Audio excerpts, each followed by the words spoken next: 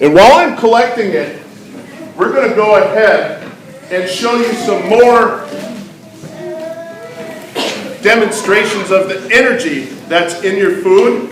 And I'm going to do this using what I call the lesson of the 4 cannons. These are cannons. And they are full of a fuel made up of carbon, hydrogen, and oxygen hooked together by chemical bonds, just like the food you eat, okay? It turns out, though, that it's highly flammable, which is how I like it. I'm going to, all at one time, release the energy that's inside of here, and it will make a loud explosion. Okay? You don't have to plug your ears yet, because I'm not doing the explosion. If you plug your ears, you won't be able to hear me! So, I thought we could make this a science experiment too. I want to look at these things, and I want you to look at these well. This is Pink Peggy. I named them. They're kind of like my children. Sort of. Not really. I named this one after my sister Beth because she has a giant mouth. Sorry, Beth. Beth. This is Beth. This is Jackson. And this is Large Marge. Now, I want you to look at each of these cannons.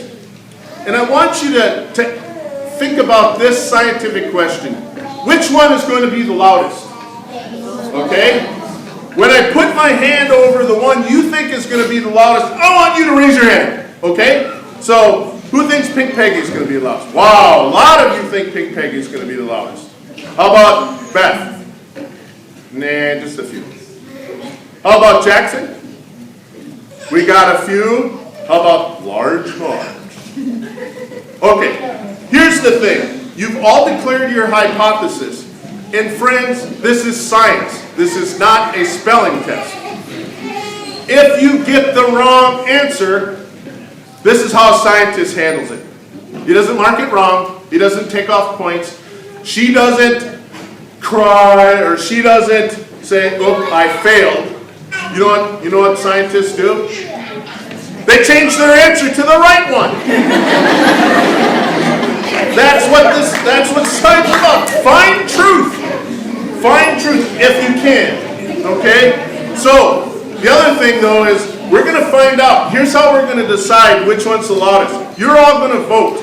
We call this in science, we call this peer review. We let other scientists, you're all scientists with me now, decide whether or not they think the answer that people come up with makes sense. And sometimes there's disagreement. And we kind of go with what we think most people believe, or makes the most sense. That's how science works. So there's nothing even, it's not like we even know the answer a lot of times. Sometimes we get the most accepted answer. Okay? So it's not as hardcore as you'd like to think it will be. So let's light these off. Now, if you plug your ears for the first one, you need to plug your ears for all of them. If you do not plug your ears for the first one, you cannot plug your ears for any of them, because the ones you plug your ears for, or don't plug your ears for, they're going to have a different sound, and you're going to introduce a bias into this process, and we don't want to do that. So right now, decide if you're going to be a pansy.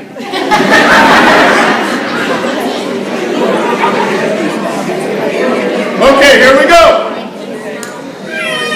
But you got to be quiet.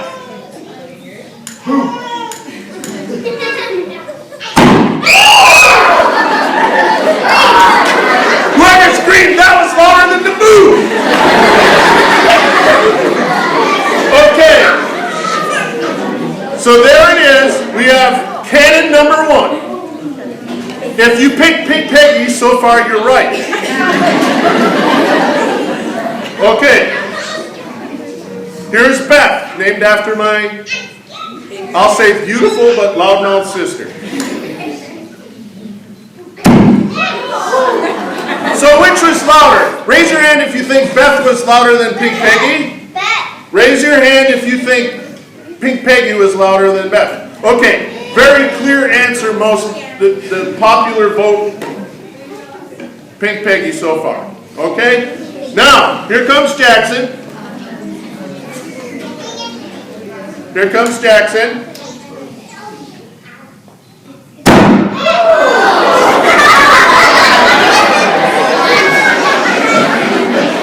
Okay. As soon as my hearing comes back. So who thinks Jackson was louder than Pink Peggy? Okay. Who thinks Pink Peggy was louder than Jackson? So it looks like we got a new person in lead. Now, remember, you can change your answer. See, that's the thing about science. So many of you picked Pink Peggy, and I'm sorry to tell you this, but you were wrong! But that's okay, just change your answer. Okay, here's Large Marge.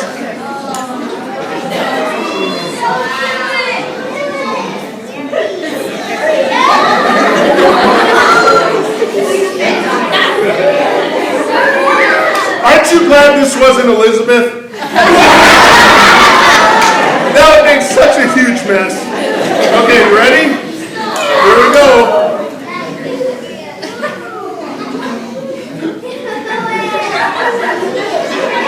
Did I ever tell you that I like Christmas?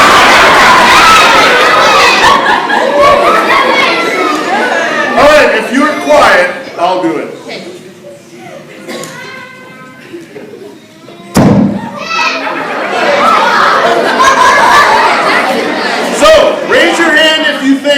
Large Marge was louder than Jackson. Raise your hand if you think Jackson is the supreme ruler of the cannons. Okay, it looks like Jackson won based on the hands. And to tell you the truth, of the bazillion times I've ever done this, probably 90% of the time or more, Jackson usually wins.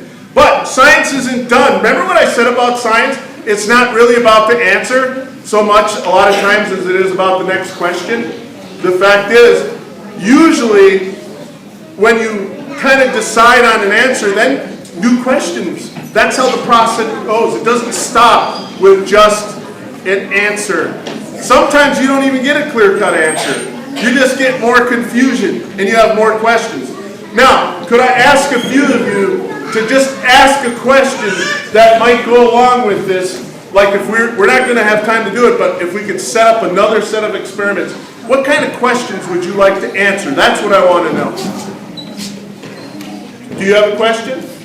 Yeah! That's what this means, isn't it?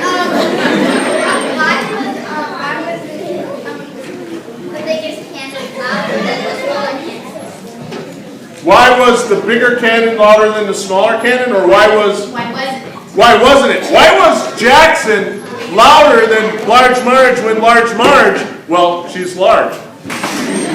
That's a good question. Yes, way back there.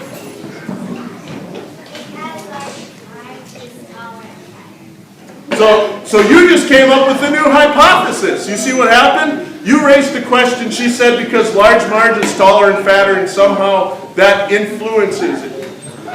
Okay? So this is great. So I just want you to know that about science. It's not just about the answer.